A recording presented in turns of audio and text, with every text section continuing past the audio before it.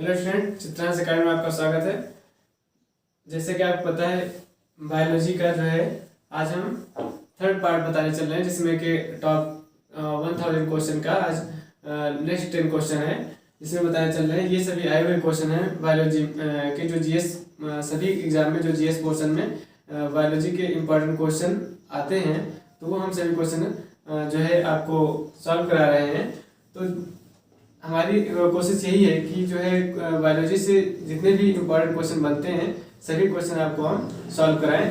तो उसी को हम लेकर के जीएस पोर्शन का बायोलॉजी का टॉपिक लेकर के चल रहे हैं, तो उसको आपको देखना है।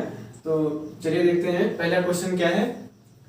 कौन सा कार्बोहाइड्रेट मोनोसेकेराइड है? सुक्रोज, ग्लूकोज एवं फ्रक्टोज, या ग्लैक्टोज, या उपरोक्त सभी। उपरोक्त सभी मतलब या सुक्रोज है, या ग्लूकोज एवं फ्रक्टोज है, या फिर ग्लैक्टोज है, या सभी हैं। तो इसमें कौन सा ऑप्शन सही होगा? ग्लूकोज एवं फ्रक्टोज। कार्बोहाइड्रेट मोनोसेकेराइड जो है वो ग्लूकोज एवं फ्रक्टोज है। और ग्लैक्टोज भी जो है कार्बोहाइड्रेट मोनोसेकेराइड होता है, और कार्बोहाइड्रेट मोनोसेकेराइड में ग्लैक्टोज है, मल्टोज है और सुक्रोज है। ये सभी जो है कार्बोहाइड्रेट मोनोसेकेराइड्स में ही आते हैं। तो ग्लूकोज और फ्रक्टोज क्या है? कार्बोहाइड्रेट मोनोसेकेराइड में आता है। ऑप्शन नंबर बी सही होगा। ग्लूकोज एवं फ्रक्टोज जो है वो कार्बोहाइड्रेट मोनोसेकेराइड्स होते हैं। और इसमें कार्बोहाइड्रेट मोनोसेकेराइड में ग्लैक्टोज और मल्टोज, ग्लैक्टोज मल्टोज जो है सुक्रोज भी कार्बोहाइड्रेट मोनोसेकेराइड्स में आता है। उसके बाद है सेकंड नंबर क्वेश्चन देखते हैं।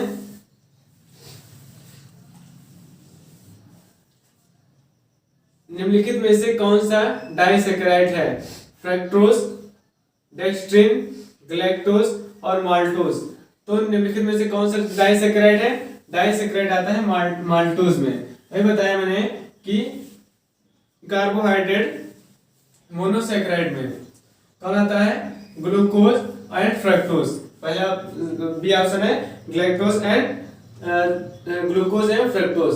और कार्बोहाइड्रेट डाइसेकेराइड में ग्लैक्टोज और माल्टोज, ये जो है कार्बोहाइड्रेट मोनोसेकेराइड्स में मतलब डाइसेकेराइड्स में आते हैं। तो इसी तरह निम्नलिखित में से दूसरा क्वेश्चन में कौन सा डाइसेकेराइड है? तो डाइसेकेराइड जो है वो फ्रक्टोज, डेक्स्ट्रिन, ग्लैक्टोज और माल्टोज में डी ऑप्शन सही होगा, जो माल्टोज है। ओके, ऑप्शन नंबर बी सही होगा। संश्लेषण के लिए कोलेस्ट्रॉल आवश्यक होता है? तो किसके संश्लेषण के लिए कोलेस्ट्रॉल आवश्यक होता है? एस्ट्राडियोल। क्या है? ऑप्शन नंबर बी सही है, एस्ट्राडियोल। ऑप्शन नंबर ए में इंसुलिन है, बी में एस्ट्राडियोल है, और सी में ग्लाइकोजन है, और डी उपयुक्त सभी है। तो कौन सही होगा? ऑप्शन नंबर बी सही होगा, एस्ट्राडियोल होता है। एस्ट्राडियोल जो है प्रकाश संश्लेषण के लिए कोलेस्ट्रॉल आवश्यक होता है। और इंसुलिन है। इंसुलिन क्या है? इंसुलिन जो है एक हार्मोन है जिसकी कमी से जो है क्या होता है? डायबिटीज हो जाती है। जिसकी कमी से क्या होता है? डायबिटीज होती है। किसके संश्लेषण तीसरा नंबर नेक्स्ट क्वेश्चन देते हैं। किसके संश्लेषण के लिए कोलेस्ट्रॉल आवश्यक होता है? इंसुलिन, एस्ट्राडियोल, ग्लाइकोजन और उपयुक्त सभी। तो कौन सा होगा? एस्ट्राडियोल। एस्ट्राडियोल जो है कोलेस्ट्रॉल, एस्ट्राडियोल जो होता है उसके संश्लेषण के लिए कोलेस्ट्रॉल आवश्यक होता है। उसके बाद है ऑप्शन में पहला नंबर इंसुलिन। इंसुलिन जो होता है वो अग्नाशय से रिलीज होता है। कहां से? अग्नाशय से रिलीज होता है, और इसकी कमी से क्या होता है? डायबिटीज होता है। उसके बाद ग्लाइकोजन। तो ग्लूकोज जो है ग्लूकोज जो लीवर में ग्लाइकोजन के फॉर्म में जो है होता है। किसके फॉर्म में? ग्लाइकोजन के फॉर्म में जो होता है स्रावित होता है। उसके बाद है उपयुक्त सभी। तो उपयुक्त सभी में ऑप्शन नंबर कौन सा? इसमें ऑप्शन नंबर कौन सा बताया मैंने? सिर्फ बी सही है, एस्ट्राडियोल, ग्लाइकोजन और इंसुलिन के बारे में मैंने बताया। उसके बाद फोर्थ नंबर क्वेश्चन है, निम्नलिखित में से कौन सा दुग्ध प्रोटीन है? दुग्ध प्रोटीन कौन सा है? लैक्टोजन, मायोसिन, कैसीन और रेनिन। तो दूध का जो प्रोटीन है वो किसका क्या है? कैसीन है। ऑप्शन नंबर सी सही होगा, कैसीन। कैसीन प्रोटीन है जिसकी वजह से जो है दूध जो है हल्का दूध का जो कलर होता है वो सफेद होता है, और कैरोटीन की वजह से दूध का जो कलर होता है वो पीला कलर जो होता है वो पीला दूध में कैरोटीन की वजह से आता है। उसके बाद नेक्स्ट क्वेश्चन देखते हैं, किस विटामिन को हार्मोन भी कहा जाता है? किस विटामिन को हार्मोन कहा जाता है? Vitamin A, vitamin B, vitamin D और विटामिन ई।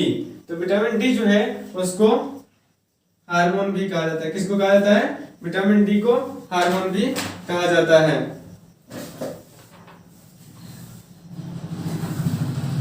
उसके बाद है रिजर्वेशन मिलता है, किसमें मिलता है रिजर्वेशन? कॉकरोच में, खरगोश में, मक्खी में और प्लेनेरिया में। तो किसमें मिलता है? ऑप्शन नंबर डी, प्लेनेरिया में रिजर्वेशन। देखो कौन सी हार्मोनल बीमारी है इसमें? जुकाम। जुकाम जो है कैसी बीमारी होती है? वायरल डिसीज होती है, ठीक है। तो ये वायरल डिसीज होती है, ये हार्मोनल बीमारी नहीं है। उसके बाद देखते हैं घेंघा। घेंघा क्या होता है? घेंघा थायराइड जो थायराइड ग्लैंड होती है, तो थायराइड ग्लैंड में जो थायराइड ग्लैंड से निकलने वाला जो थायरॉक्सिन हार्मोन होता है उसके वजह से जो होता है ये बीमारी होती है, घेंघा बीमारी होती है। तो थायराइड ग्लैंड से जो थायरॉक्सिन हार्मोन निकलता है उसकी वजह से क्या होता है? घेंघा रोग होता है। तो कौन सी हार्मोनल बीमारी हुई? बी ऑप्शन, घेंघा जो है क्या हो जाएगा? ये हार्मोनल बीमारी है। ट्यूबरक्लोसिस जो होता है टीबी, जिसको माइकोबैक्टीरियम क्या बोलते हैं? Mycobacterium tuberculosis. ये क्या है? बैक्टीरियल इन्फेक्शन की वजह से होता है, और इसके प्रिवेंटेशन के लिए क्या यूज किया जाता है? बीसीजी एक्टिव क्या होता है उसका यूज किया जाता है। उसका लिप्रेसी है, लिप्रेसी जो है माइकोबैक्टीरियम लिप्रेसी बैक्टीरियल इन्फेक्शन की वजह से लिप्रेसी होती है, और इसकी जो है प्रिवेंटेशन के लिए मल्टी ड्रग जो है वैक्सीन, मल्टी ड्रग जो है मल्टी ड्रग थेरेपी का यूज किया जाता है। किसका यूज किया जाता है? मल्टी ड्रग थेरेपी का, मल्टी ड्रग थेरेपी एमडीटी का यूज किया जाता है, मल्टी ड्रग थेरेपी जिसको बोलते हैं। ओके, तो इसमें कौन सा है? कौन सी हार्मोनल बीमारी है? घेंघा जो है एक हार्मोनल बीमारी होती है, क्योंकि थायराइड ग्लैंड से थायरॉक्सिन हार्मोन जो स्रावित होता है उसकी वजह से ये बीमारी होती है घेंघा। उसके बाद 8 नंबर क्वेश्चन देखते हैं, जब दो जीव एक साथ रहें और एक को लाभ हो तथा दूसरे को कोई लाभ ना हो तो क्या होता है? उसको बोलते हैं पैरासिटिज्म, या प्रीडेशन बोलते हैं, या सिम्बियोसिस बोलते हैं, या कॉमेंसलिज्म बोलते हैं। क्या बोलते हैं? कौन सा ऑप्शन सही होगा इसको? कॉमेंसलिज्म। ऑप्शन नंबर डी सही होगा। क्या होता है? कॉमेंसलिज्म होता है, ऑप्शन नंबर डी। इसमें पहला ऑप्शन है पैरासिटिज्म, था कि क्या होता है इसको? कॉमेंसलिज्म। तो पहला ऑप्शन है पैरासिटिज्म। तो पैरासिटिज्म जो होता है और प्रीडेशन जो है क्या होता है? तो पैरासिटिज्म वो होते हैं जैसे कि कुछ ऐसे दो जीवों के बीच में ऐसा संबंध जिसमें एक को दूसरे से क्या होती है? हानि होती है। जब एक जीव को दूसरे जीव से हानि होती है तो उसको बोलते हैं पैरासिटिज्म बोलते हैं, ठीक है। और एक प्रीडेशन, जब एक जो है एक जीव दूसरे जीव का भक्षण करता है, खाता है, भक्षण करता है, तो वो क्या कहलाता है?